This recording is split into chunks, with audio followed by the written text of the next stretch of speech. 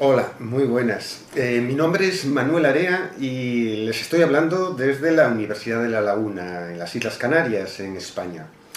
Yo quisiera, en primer lugar, agradecer la invitación que me han realizado los organizadores de este evento de Tecnoeduca 2015, que se celebra en Cuba, la posibilidad de poder compartir con ustedes algunas ideas e intercambiar algunas opiniones y visiones que tengo en torno a la situación actual de las TIC en la educación.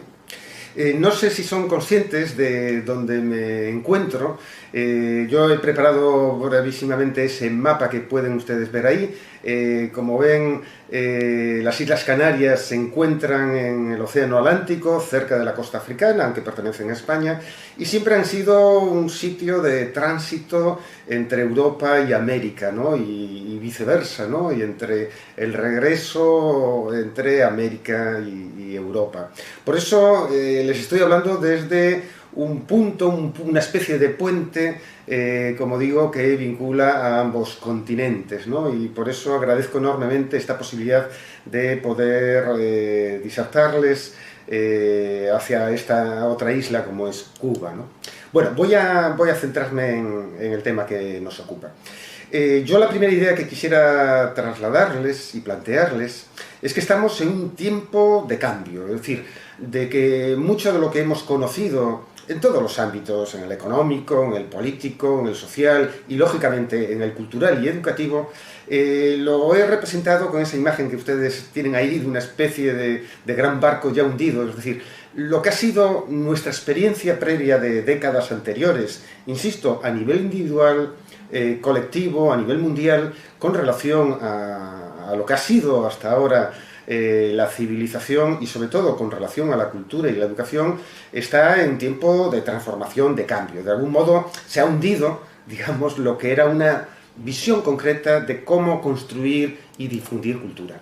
El hecho, el fenómeno más evidente de este proceso de desaparición de lo que eran las formas culturales del siglo XX es que los objetos, aquellos medios que de algún modo sirvieron para transmitir y difundir lo que era el conocimiento, la información, la cultura en definitiva, como eran los libros de papel, las fotografías en películas, los tocadiscos, la radio analógica, todo eso está desapareciendo, o al menos en muchos de los países del planeta están desapareciendo, por no decir que ya prácticamente en numerosos sitios, como puede ser Europa, el norte de América, etcétera, prácticamente apenas se utilizan.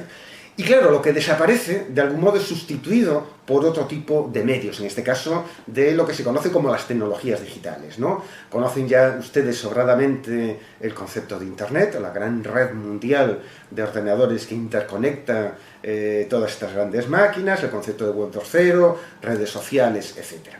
Bueno, lo que a mí me interesa destacar, y quiero que se detengan a pensarlo como educadores, es que el problema no es solo un cambio de meros objetos, es decir, objetos de papel o analógicos frente a objetos transmisores de información y de conocimiento de tipo digital. Ese no es el problema relevante para los educadores.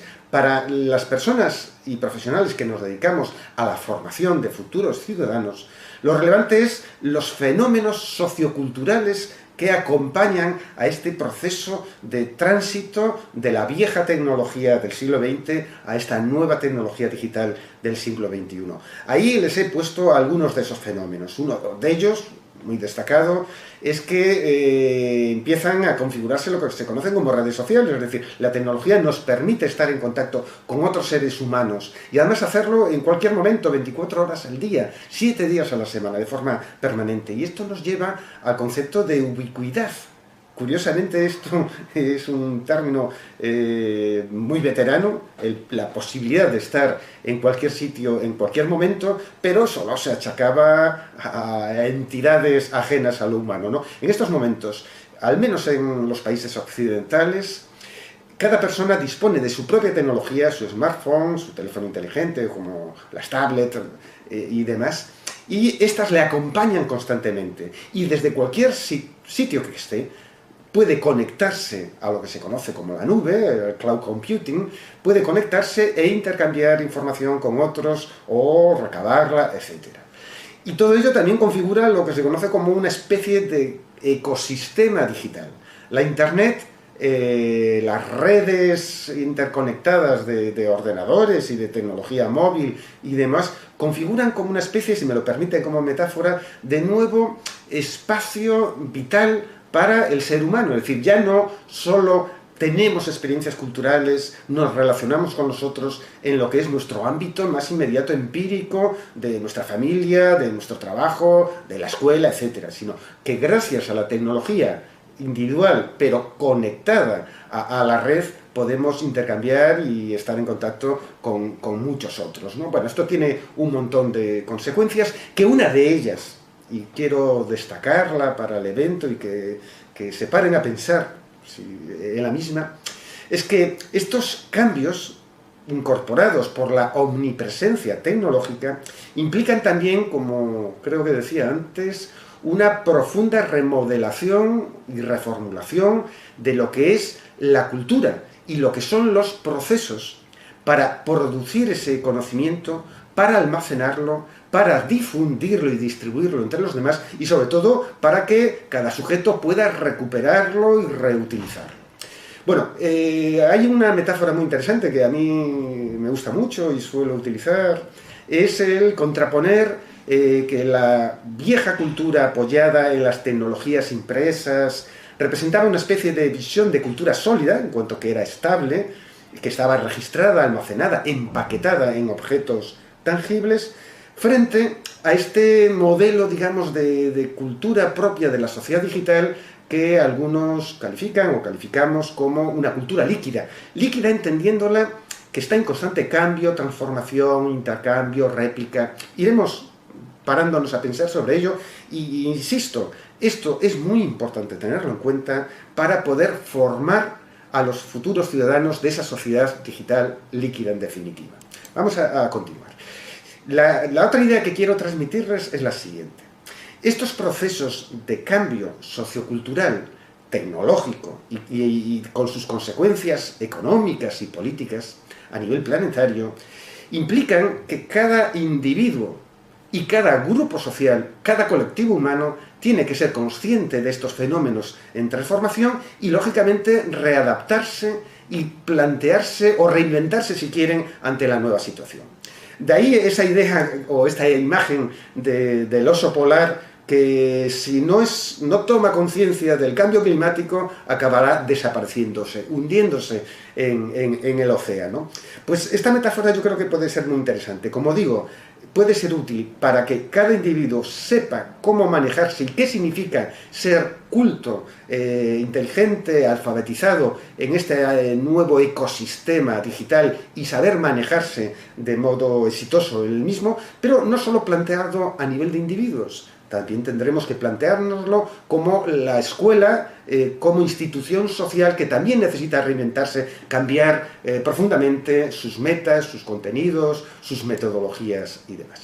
Vamos, por tanto, a abordar esta idea de cómo debiera ser la escuela, o al menos desde mi punto de vista, cómo debiera ser esta escuela del siglo XXI, que inevitablemente va a tener que desenvolverse en un entorno absolutamente digitalizado. Bueno, para poder abordar esta visión de cómo, hacia dónde debe caminar la escuela de la sociedad del siglo XXI, yo creo que tenemos que plantearnos y ser conscientes de dónde venimos. Y venimos de un modelo de escolaridad que pertenecería a eso que apuntaba antes de la llamada escuela para la cultura sólida. Veámoslo con más detalle. Decir que venimos y que hasta ahora, durante el siglo XIX, que es cuando emerge, cuando surge la escuela como institución social impulsada por los gobiernos nacionales y que se desarrolla y se profundiza y se expande a lo largo del planeta a lo largo del siglo XX, es un modelo de escolaridad y de concepción apoyada, a mi modo de ver, básicamente en tres grandes fenómenos, ¿no? Uno de ellos es el vincular la escolaridad, la escuela, al servicio de lo nacional, ¿no? De crear, digamos, conciencia nacional de ciudadanía, ¿no? Es decir, cada país, cuando a finales del siglo XIX o en los primeros años del siglo XX monta su sistema escolar, lo que busca de algún modo es configurar una especie de conciencia nacional de que aquellos ciudadanos que pertenecen al país conozcan la lengua propia, conozcan su historia, su geografía, su literatura, ¿no? Es decir, la escuela como institución social, de algún modo, a lo largo del siglo XX, ha estado al servicio, digamos, de una visión de construcción nacional. Hoy en día, esto empieza a ser cuestionado, simplemente porque hemos entrado en procesos mucho más amplios, procesos que se conocen como globalización o mundialización, donde de algún modo ya no vivimos aislados unos países de otros, sino que las fronteras se difuminan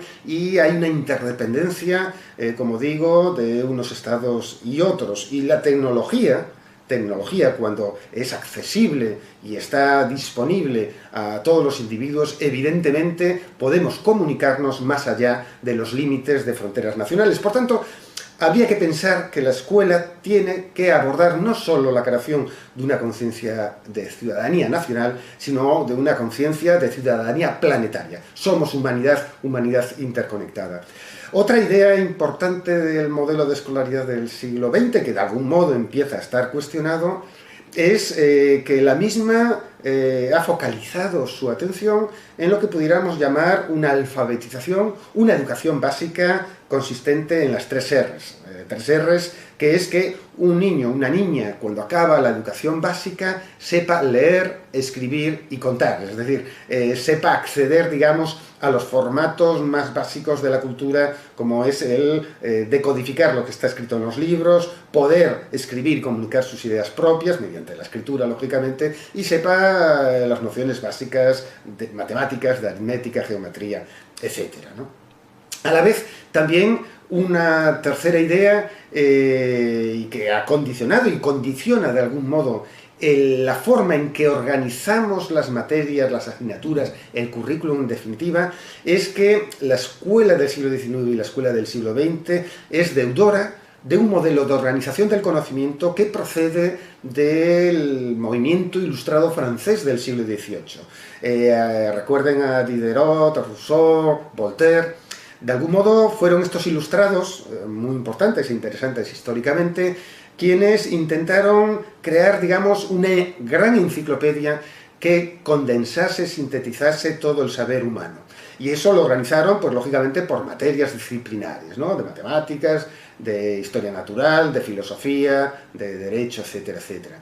Ese modelo organizativo, que fíjense, es de hace 2 siglos, de algún modo ha estado condicionando nuestro currículum que hasta la fecha hemos organizado en las escuelas. Es decir, hemos separado lo que son conocimientos y tiempos escolares, discriminando y separando, como digo, lo que es tiempo para aprender matemáticas, tiempo para aprender geografía, tiempo para aprender literatura, tiempo para aprender biología. Y no se ha producido la necesaria interconexión e interdisciplinaridad de estos conocimientos. Y hoy en día, cada vez, digamos, igual que decíamos que las fronteras nacionales se están difuminando, también las fronteras de los límites y separaciones disciplinares también se están difuminando. Cada vez es más importante tener una visión global, disciplinar, de los problemas que nos rodean, ¿no? Es decir, todo problema social, económico, cultural, científico, en definitiva, no tiene una única perspectiva o mirada, necesita la concurrencia, digamos, de una visión multidisciplinar. Y esto, de algún modo, tenemos que empezar a trabajarlo y desarrollarlo en la escuela. Todo este modelo, como digo, de la escolaridad del siglo XIX-XX, de ese modelo de cultura sólida, trajo consigo también, implicó un modelo de forma de enseñar y, por tanto, de aprender, que lo sintetiza en esta idea que tienen ustedes ahí de que se ha impulsado una pedagogía del transmitir. ¿Qué quiere decir esto en pocas palabras? Pues que básicamente todos los docentes a lo que nos hemos dedicado y de algún modo hemos aprendido cuando éramos niños y adolescentes y jóvenes, fue que alguien, un profesor, profesora o un objeto, un libro, tenía condensado el saber que tenía que adquirirse. Y por tanto la labor del profesor o profesora, y la labor de un libro, un manual de enseñanza, era sintetizar ese conocimiento y transmitírselo al alumno, y el alumno, lógicamente, su labor era recibirlo y, en la medida de lo posible, repetirlo lo más fiel exactamente posible. Repetirlo en una prueba oral, en un examen escrito, en un trabajo, etc.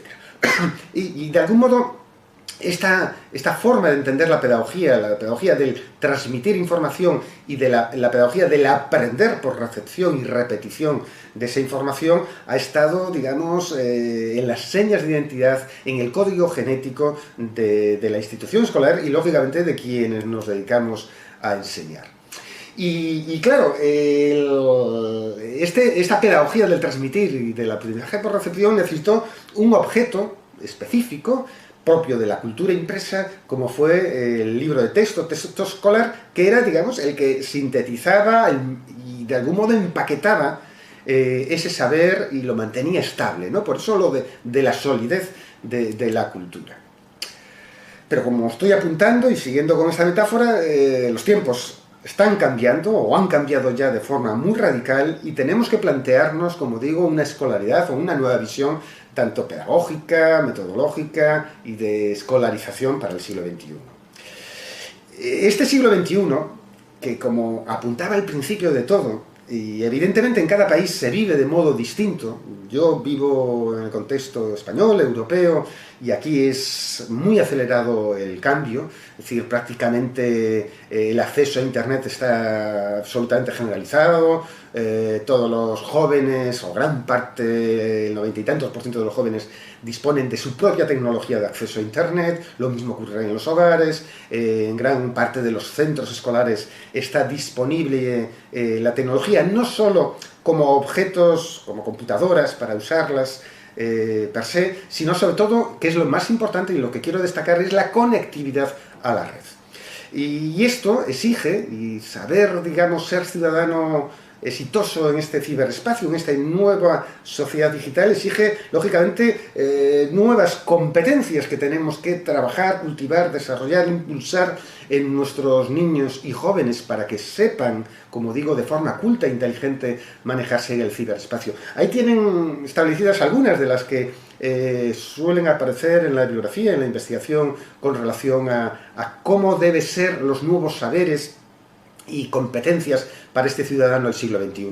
Nombro básicamente ahí, que las pueden ver, más que repetir conocimientos, información que ya están en los libros o dictadas por los profesores, es que los alumnos sepan resolver problemas prácticos, es decir, sepan aplicar la información, como digo, para resolver situaciones problemáticas. Esto es más interesante que reproducir fielmente lo que dice un libro de texto en un examen. A la vez, hay tanta información y está tan disponible, como digo, en el ciberespacio, en la red, en Internet, que hay que saber aprender a buscar la información concreta. No encontrar información, que eso es relativamente fácil. El problema es que hay tanta que hay que saber discriminar, filtrar qué tipo de información yo necesito para resolver una situación problemática muy específica. A la vez también, evidentemente, desarrollar el pensamiento crítico, el análisis y discriminación permanente. No asumir simplemente porque esté escrito en un libro o porque lo veamos en un blog de Internet o porque nos lo ofrece cualquier institución. Asumir críticamente un pensamiento, una información, sino constantemente tenemos que cultivar en nuestros estudiantes a que aprendan a hacer procesos de comparación, de análisis y de toma de decisiones en torno a la información y, como digo, desde un punto de vista de pensamiento crítico. Sabemos, hay que trabajar en equipo, esto es una habilidad que constantemente se dice, pero quizás muchas veces en el ámbito escolar hemos enfatizado, hemos puesto más énfasis en tareas o actividades que los alumnos tienen que resolver individualmente y no tanto en pequeño grupo, en equipo y de forma colaborativa. Y claro, en una sociedad digital, una sociedad de redes sociales, es importantísimo el tener esa actitud, ese comportamiento, ese conocimiento para poder intercambiar, compartir información y poder construir conjunta y colaborativamente conocimiento, ¿no? Es muy importante, lógicamente, que trabajemos también lo que sería el que los alumnos, los niños, los jóvenes, los adultos también, en definitiva, sepamos expresarnos en múltiples lenguajes. Es decir, hasta ahora la escolaridad ha trabajado fundamentalmente en la lectoescritura, es decir, saber expresarse a través del texto escrito. Y está muy bien y hay que continuar con ello. Pero claro, las redes, el ciberespacio, la comunicación en Internet cada vez es más visual y, si me lo permiten, más audiovisual. De hecho, yo ahora mismo estoy grabándoles un vídeo y tengo que dominar de algún modo estos códigos de lenguaje de comunicación audiovisual. Por tanto, esto también tenemos que cultivarlo en las escuelas. Es decir, que nuestro alumnado no solo sepa y sea competente para expresarse mediante la escritura, mediante los textos alfabéticos, sino también a través del lenguaje audiovisual, a través del conjunto de herramientas que hay disponibles en Internet y que tienen una serie de características específicas que no son exactamente iguales a las de la cultura impresa y que habrá que trabajarlas y cultivarlas. Y lógicamente también creo que es muy importante que la escuela desarrolle en los alumnos lo que podríamos llamar una actitud, una visión de que los tiempos son cambiantes y por tanto hay que tener una actitud siempre abierta a la innovación, a ese cambio y sobre todo estimular en el alumnado que dé respuestas innovadoras ante los problemas ya existentes. Bueno, otra idea importante, lógicamente, es que ya casi yo creo que se deriva de todo lo que voy apuntando, que para que la escuela, la educación, se adapte adecuadamente a las características de esta sociedad digital, tiene que estar accesible plenamente desde cualquier aula, desde cualquier centro educativo, tiene que estar accesible lo que es la red, lo que es Internet. ¿Por qué? Porque ya no tenemos que ver a la tecnología meramente como un apéndice, un añadido que hacemos a nuestra práctica escolar, sino que es tal la cantidad de fenómenos culturales, de conocimiento, que se están produciendo en la red, que el ciberespacio, la Internet, tenemos que verla también como una especie de ecosistema para que nuestros alumnos aprendan. Es decir, no solo, a ver si pudiera yo transmitir adecuadamente lo que quisiera decirles, ¿no? O que hacerles pensar. Es decir, no es añadir las computadoras e Internet a nuestra práctica habitual, sino es reformular, reinventar nuestra práctica de aula para que los alumnos aprendan y investiguen y estudien y trabajen y se comuniquen en el ciberespacio. La comunicación, como decía antes, y la vida ya no es solo en los espacios empíricos que nos rodean, ¿no? Inmediatos, sino que ya actualmente también se produce en este, vamos a llamarle, universo paralelo que representa el ciberespacio de Internet. Y por tanto, una escuela adecuada a la sociedad del siglo XXI tiene que estar abierta y en constante contacto y ser transparente e integrada en este espacio llamado ciberespacio. ¿Y esto por qué? Por muchas razones, pero por enunciar algunas, ¿no? Una, porque el ciberespacio es la gran biblioteca de Babel, es donde actualmente la humanidad está almacenando, construyendo y difundiendo todo el conocimiento. Ya no es en las bibliotecas de papel, sino ocurren, como digo, en los entornos digitales. Por tanto, no podemos, creo yo, no podemos cerrar este paso, digamos, del alumnado que está estudiando la educación básica o la secundaria o la propia universidad, cerrarles la posibilidad de acceder a esa gran biblioteca gigantesca que representa Internet. Hay que, lógicamente, enseñarles cómo utilizarla y cómo filtrar la información y cómo compararla y contrastarla. Pero eso es otro problema. Pero hay que dar, para mí es fundamental, accesibilidad a cada aula al ciberespacio.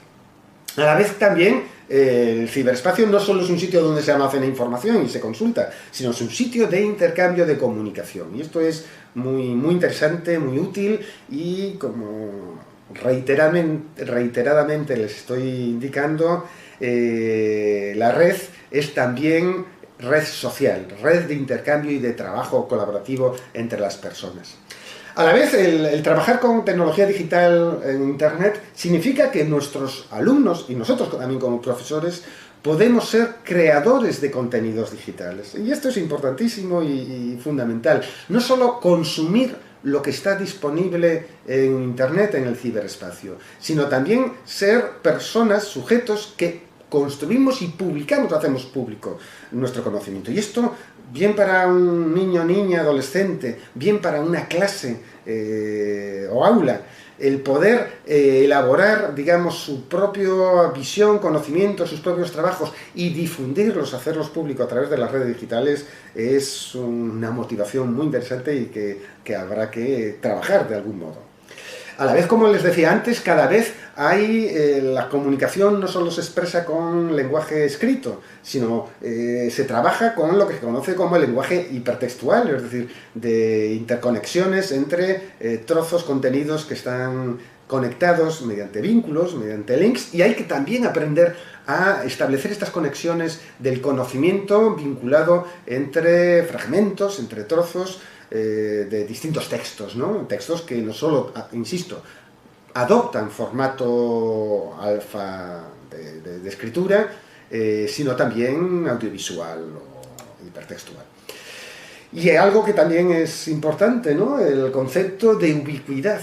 En la medida que nuestra escuela, nuestra aula esté constantemente conectada a Internet, permitirá que nuestro alumnado y nuestro profesorado, con su tecnología propia, individual, pueda también intercambiarse en cualquier momento, 24 horas al día, 7 días a la semana. Y eso tiene consecuencias muy importantes en la organización escolar, en la comunicación entre alumnos y estudiantes, que yo ahora no voy a entrar, ¿no? Y todo esto, ¿qué significa? En definitiva, para pensar como uno de los grandes retos de la tecnología para los educadores. Pues que tenemos que aprender los educadores a hacer uso de lo que se conocen los recursos, las herramientas, las aplicaciones que hay en la llamada Web 2.0, en la actual Internet. Desde YouTube a Google, a Flickr, a Pandora, hay miles, cientos de aplicaciones, muchas de ellas gratuitas, que están a disposición de los usuarios que nos conectamos a la red.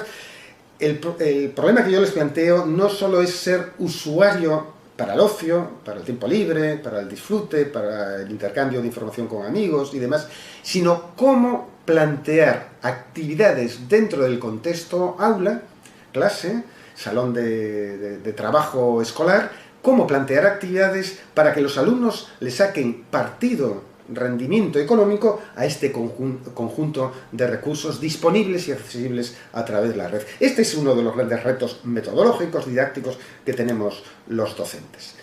Y claro, esa nueva metodología, frente a aquella pedagogía de la transmisión de información y de aprender por recepción, implicaría otra visión radicalmente distinta, que significaría que nuestros estudiantes tienen que aprender creando. Creando en el sentido de que los profesores tenemos que organizar la enseñanza, apoyada lógicamente en la red, en la Web 2.0, planteándoles tareas, actividades, situaciones problemáticas, para que sean los alumnos quienes busquen las soluciones, construyan en definitiva las respuestas a las preguntas, más que nosotros darles las respuestas. Y esto es la pedagogía del aprender creando, ¿no? Y supone un aprendizaje mucho más activo, tanto de forma individual como de forma grupal, colectiva, entre los estudiantes, ¿no? Y por tanto, ser competente no es reproducir lo que ya existe, sino ser capaz de crear respuestas a lo que no existe. Y este planteamiento de pedagogía activa, de aprender creando, y a través de la acción, a través de la actividad, es ya una pedagogía que no se está inventando ahora en el siglo XXI, sino que tiene ya prácticamente 100 años. Todo el movimiento de la llamada escuela nueva y moderna, que surgió con pedagogos importantes como fueron Dewey, Montessori, de Crowley, Piaget, de algún modo Vygotsky, Freinet ya en el siglo XX, Paulo Freire, de algún modo todos estos pedagogos, psicólogos, educadores en definitiva, enfatizaron la necesidad de que el aprendizaje debe ser a partir de la experiencia, a partir de una actividad, de una situación problemática, que además ese aprendizaje tiene que ser colectivo y social, que tiene que basarse no en la reproducción, sino en la construcción del saber por parte del aprendiz, que en la medida de lo posible adaptemos, personalicemos ese aprendizaje. No sea una oferta estándar, igual para todos, sin tener en cuenta las diferencias individuales o de pequeño grupo.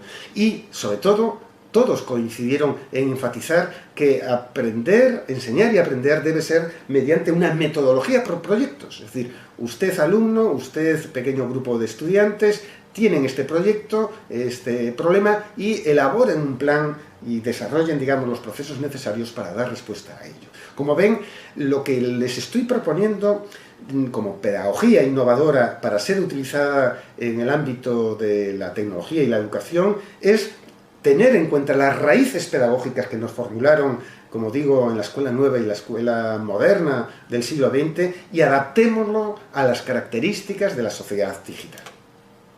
Tercera idea, y ya voy acabando porque si no me alargo demasiado, ¿no? Vamos a ver, yo algunas cositas que quisiera recordarles. Miren, cuando hablamos de tecnología y educación, a veces hay una sobreconfianza o un exceso de ingenuidad en creer que si metemos mucha tecnología moderna, digital, en las aulas, de forma casi automática, nuestros estudiantes van a aprender.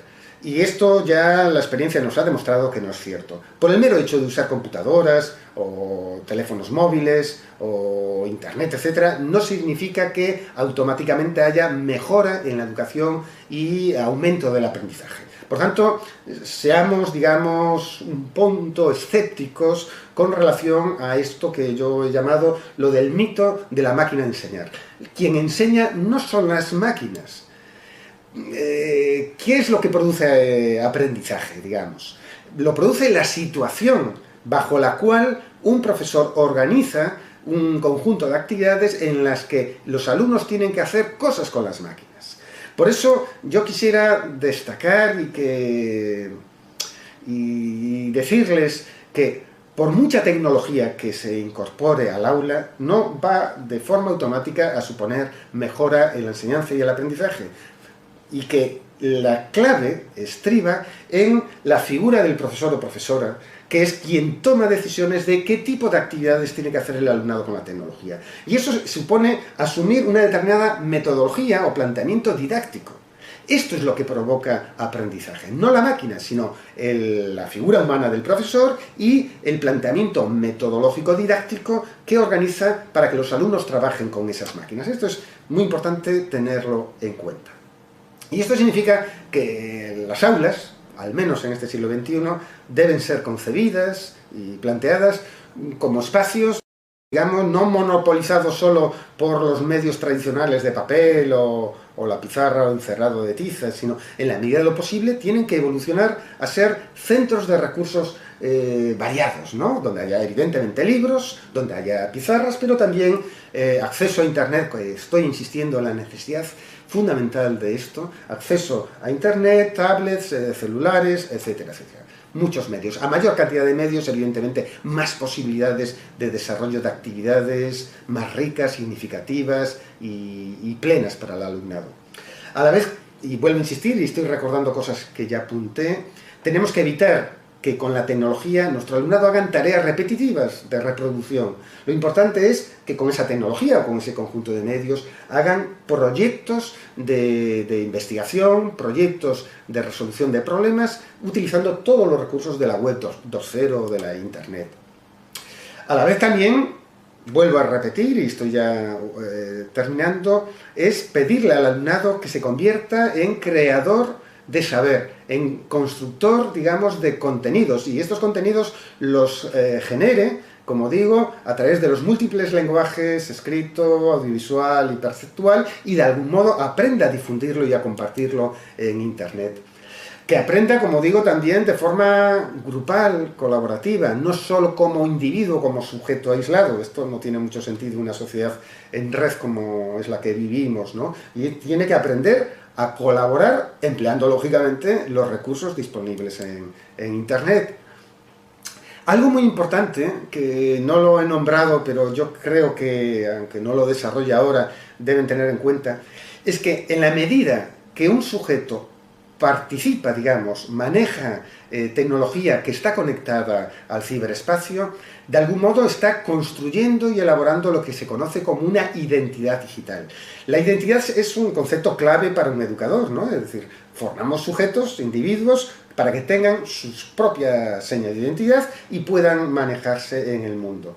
Pues bien, actualmente el vivir, por decirlo de algún modo metafóricamente, en el ciberespacio, convivir con los demás a través de redes sociales digitales, implica que también uno tiene que aprender a construir su propia identidad en este mundo digital, para que tome conciencia de que cuando participa y se incorpora a la red, está dejando huella de lo que hace. Y con esa huella los demás también lo perciben y construye, digamos, una imagen de sí mismo ante los demás, ¿no? Y esto hay que trabajarlo, lógicamente, en el contexto escolar. Hay propuestas muy interesantes en mi país que hablan de los PLE, los espacios personales de aprendizaje, que simplemente se los nombro, pero no desarrollaré nada de ello. Otra idea es que si le estamos pidiendo también una nueva metodología y unas nuevas formas de aprender a los estudiantes, tendremos que plantearnos también nuevos papeles, roles, nuevas acciones docentes, ¿no? Y lógicamente hay que replantear qué significa ser un profesor que trabaja con los recursos de la internet, del ciberespacio. Y básicamente yo destaco siempre dos grandes tareas que tiene que asumir un docente, que es que sea también creador de sus contenidos digitales específicamente creados para su grupo de alumnos, es decir, que sepa de algún modo ir agarrando, tomando, filtrando información que hay disponible en la red y lo sintetice o construya, digamos, un espacio digital propio para su alumnado, es decir, que el profesor sea también creador de contenidos educativos digitales y a la vez también que sepa estimular, gestionar en definitiva todo lo que produce y todo el intercambio comunicativo que puede tener lugar entre sus alumnos cuando trabajan con la red. Y hay que saber, de algún modo, tutorizar y gestionar y coordinar y animar esa comunicación. En definitiva, y yo creo que ya voy ahora ya finalizando esta exposición.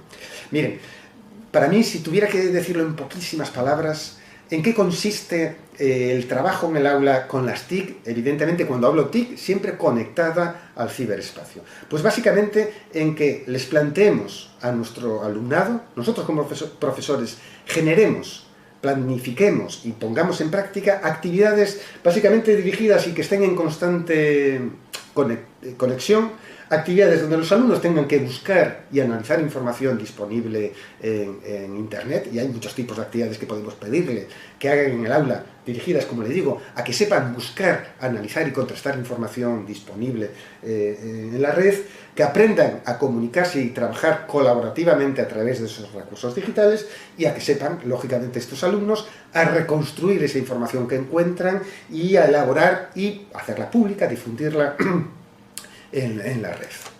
Todo esto, si tiene sentido, entiendo, y este es, digamos, el mensaje último, es que estamos en un contexto de educación, de sociedad planetaria, globalizada, como decía antes.